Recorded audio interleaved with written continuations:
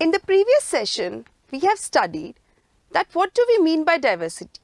When we were discussing all those things, there were few questions which I asked you to fill for yourself and fill for your friends. Now let's talk about a different matter, something which everybody is interested into, making friends. Yes, we all know that friends are an integral part of life. But this is a trick. Not everybody can make everyone as his or her friend. And not everybody is good at making friends. But without friends, the survival is, I don't think, it's really easy. We need friends to share each and every bit of our life. So, let's find out how to make friends. We'll talk about a short story about a boy, Samir.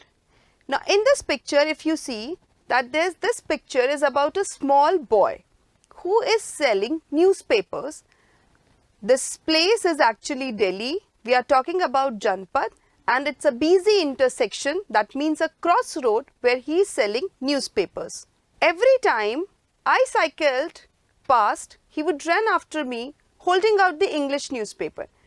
Now, there's a boy, another boy, and he is telling his story that every time I pass from there, this boy who is peddling, he always comes close to me and he shouts if I want a newspaper because he is trying to sell his newspapers. And what's unusual thing that the other boy noticed about this boy was that he was trying to sell the newspapers which were actually printed in English, and every time he screams a newspaper headline to attract the other people, because if the headline seems or sounds fascinating, I may buy the newspaper.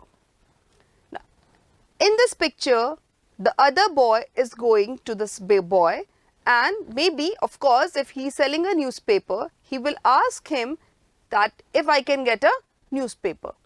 Now, this story is actually about two boys. The names, of course, as we'll move on, we'll discover what their names was. Now, this boy who went to the other boy who was selling newspaper, he went to him and he says, "Give me one Hindi newspaper."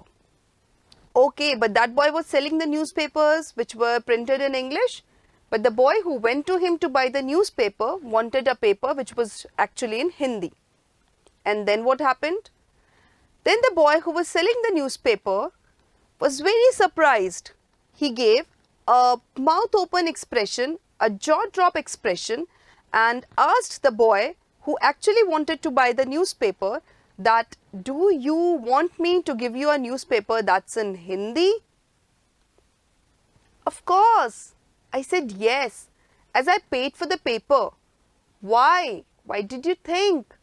So now the boy who was selling the newspaper was really surprised, and he asked the other boy that, "Do you want a newspaper in Hindi?" And the boy, while the moment he was paying for the newspaper, he said, "Yes, of course, I want a paper which is in Hindi. But why are you so surprised for that?"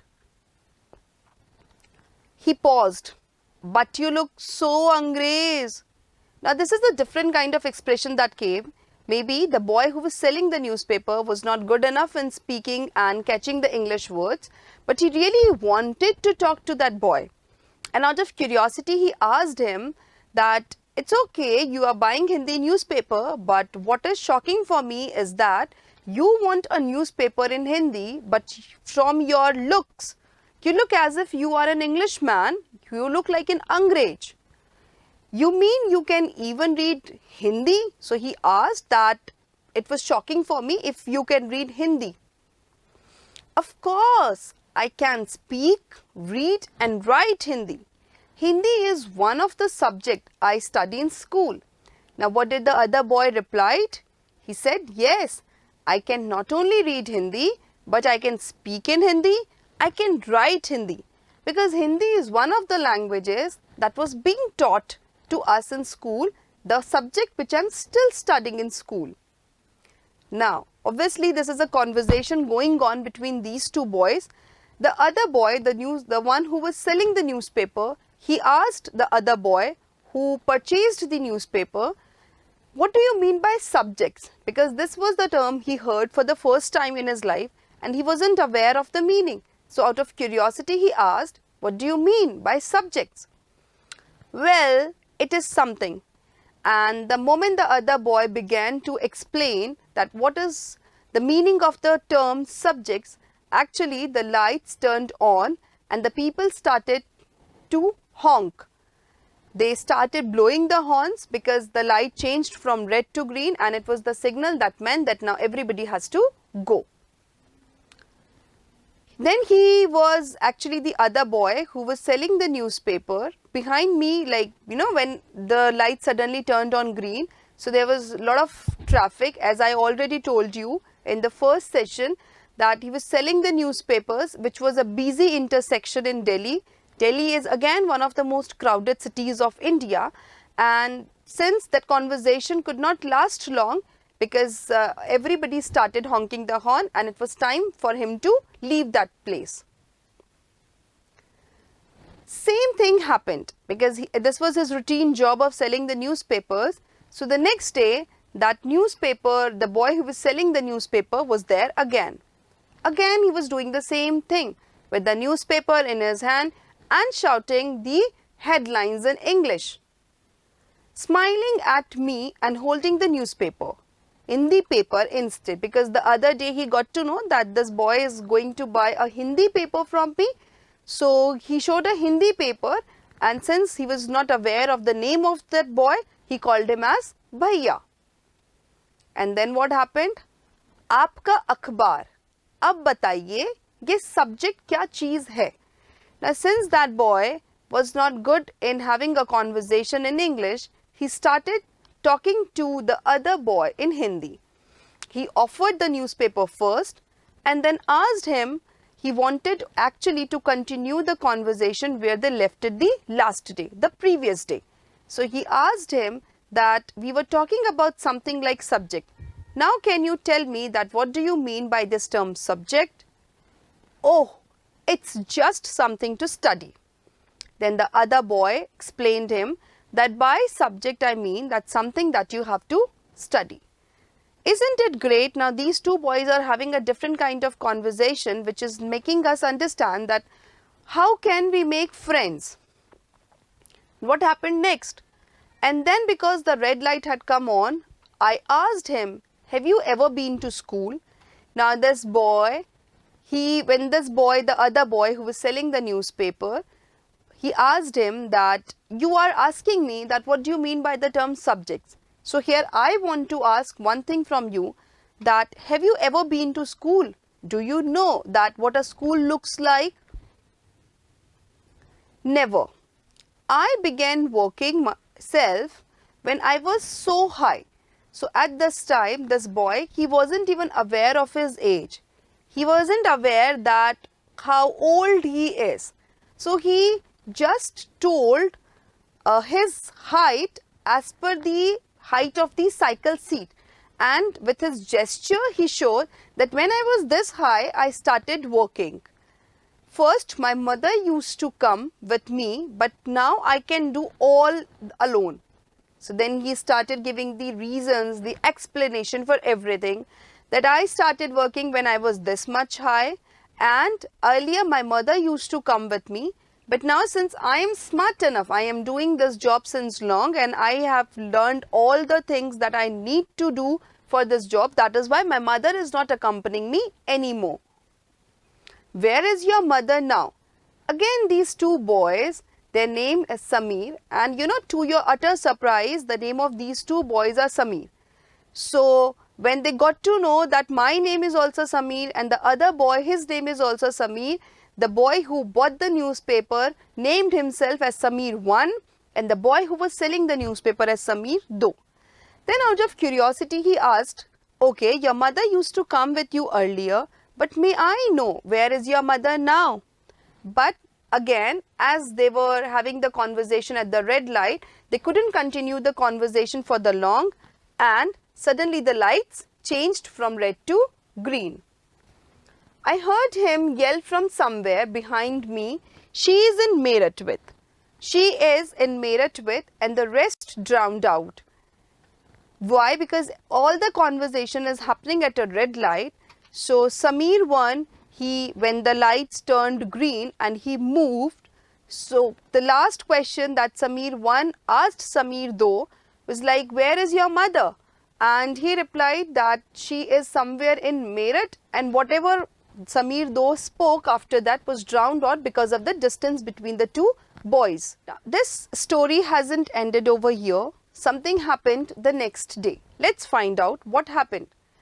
Again, usually they met, like the way they are meeting every day. They are meeting at the red light, and out of curiosity, because this work, they felt as if we are friends, and to have a conversation, both the Samirs started waiting for each other.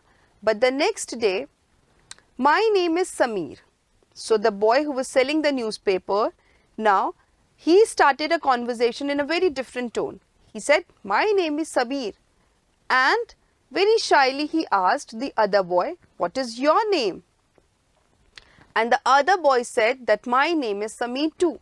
As I told you that both the boys, their name was Samir only, and since they shared the same name, they named themselves as Samir 1 and Samir 2. What? His eyes lit up. Now, out of curiosity, out of excitement, or maybe out of just simple happiness, the boy, his eyes lit up. His eyes were bright because he was excited to hear that someone else also shares the same name as his. Yes, I grinned at him. Now he smiled and he said, yes, it's another name for Hanuman's father. Now they started giving the explanation for their name. I am sure you all know that each name has a meaning. So they started the conversation in this way, that my name is Samir, what is your name? And then they started telling the meaning of the name, that Samir means father of Lord Hanuman. So now you are Samir 1 and I am Samir 2. So he said to him that I am Samir 1 and you are Samir 2. After this conversation, everything was going fine, and he answered, after this answer, what happened? He, when we have a general conversation with each other and we feel as if we are friends, what do? We take our hands out and do a handshake, because that's where the general friendship begins. So this was the general gesture that they made, Haath milao Samir 2. So the boy who was actually Samir, the boy who bought the newspaper, he named himself Samir 1. He took his hand out and he asked the other Samir to have a handshake. Haath milao, okay, to have a formal handshake. And his hand nestled in mine like a little bird. So gently and very swiftly, the hand of Samir 2 moved in the hand of Samir 1, because he actually wanted to be his friend. The next day, again, it was like a general procedure for both of them, going on the red light, waiting for each other, meeting each other and having a general conversation. So the next day, the kind of the smile that Samir 2 every time wears on his face was missing. Because now they were friends, so out of curiosity, what happened? He started sharing the problem that he was facing. He said, there is trouble in Meerut. Now why he is talking about Meerut? Because we discussed that his mother was living somewhere in Meerut. Earlier the mother used to accompany him for his job, but now the mother stays in Meerut. So why Samir 2 was sad and why that regular smile was missing from his face? Why? Because he said that there is some problem in Meerut and many people are being killed there in the riots. Now what are riots? Riots is a kind of the fights that happen between two communities. The reason could be any, but this is a situation that creates tension. I looked at the headlines. Now the other Samir, the Samir 1, he looked at the headlines and he said that yes, the headline says that there are communal riots going on. But Samir 1 had some question in his mind. Out of curiosity again, he wanted to ask something. That because communal riots are basically between two communities, majorly between Hindus and Muslims, because these two communities are the major proportion of the population if I talk about India. And when Samir-1 was hearing about everything that was happening in Meerut, so he related his name and he asked, but Samir. So here he was asking a question, very silent question in his mind, because his name was also Samir and he was from a different community. The other boy's name was also Samir, but he was from an entirely different community. So when he asked that Samir, and after that he did not speak anything, so the other Samir said to him that I am Muslim Samir. Now here comes the real twist. He cleared the situation that my name is Samir, but I belong to a very different community. He said in the newspapers, and all my people are in Meerut. Now he started sharing the grief he was suffering from. He said that not only my mother but all my family members are in Meerut. And while he was speaking all these things, his eyes filled with tears. And when I touched his shoulders, he would not look up. You know, touching shoulder is a kind of a gesture that I show when I want to show my compassion towards someone. Now since they both were friends, and Samir-1 was aware that Samir though is in trouble because communal riots are going on in Meerut and his mother and all the family members are stuck there. So to show the compassion, Samir-1 put his hand on the shoulder of Samir-2, but he was crying, his eyes were teary and he did not look up. He was not at the crossing the day after. Like I told you, this was a general phenomenon that was happening every day between these two boys. They were meeting at the intersection. So he shared the news of the communal riots. After that day, Samir-1 did not see Samir-2 the next day, and the following day, and then he did not find him there again. Now, what have we understood by this story? This was a general story in which I told you two different things. First, how we are making friends, and second, how it differs from one cultural community to another cultural community. Different religious and cultural backgrounds, such as there are aspects of diversity among them. When I talk about diversity, as we were discussing in the starting of this chapter, so diversity basically means differences. That the first difference that we have noticed is the difference of the culture and the difference of the religion. Again, a picture that shows here different people holding signs that are the symbols representing different cultures. So it's Hinduism, Sikhism, Buddhism, Islam, Christianity. There are many religions that the people in India follow. Now, because of the different religions we follow, there are different festivals that we celebrate. We celebrate Diwali, Holi, Raksha Bandhan, Eid. Why? We celebrate these different festivals because these different festivals are a part of different cultural communities, different religions. The next thing that we are going to talk about is inequality. What do you understand when I pose you this term inequality? What do you think? What comes to your mind? Something which is not equal? I am sure you all will have this answer. Inequality, something which is not equal. But in terms of what? What do we refer to when we talk about inequality? The very first thing that I can point out here is the poor people and the rich people. If you see in this picture, there are many differences. The house where this person is living, the kind of the house where the rich person is living.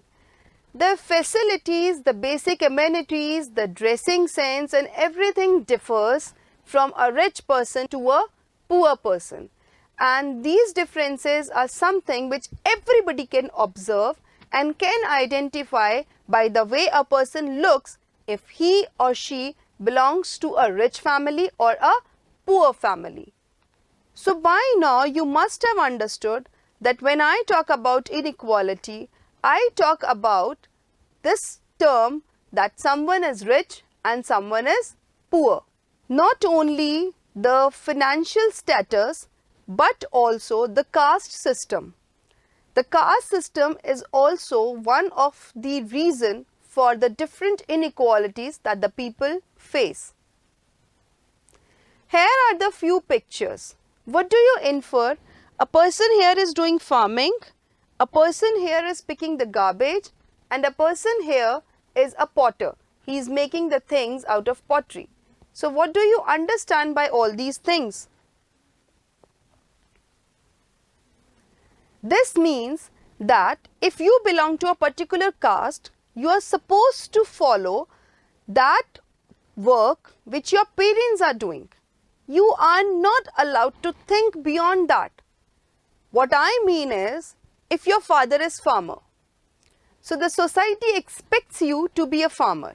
They will not want you to become an engineer or a doctor. If you belong to a family which is like, picking garbage or doing some odd jobs, then the society expects you to continue that thing and they will not want you to pick up a job of your choice. So here is one form of inequality. When I talk about the caste system, I also talk about the different professions which are stuck with the name of that caste. And when I assume that this person belongs to this caste, I always presume that this person must be doing this particular job only. Then somebody can be a reporter if he or she comes from that kind of family. Now, if your parents are potters, you can become a potter only and nothing else. But is that true? How can someone determine that what I have to be when I grow up? Just because my father is farmer doesn't mean that I have to be a farmer only. But yes, this is a part of the inequalities, the different and the several inequalities that we face.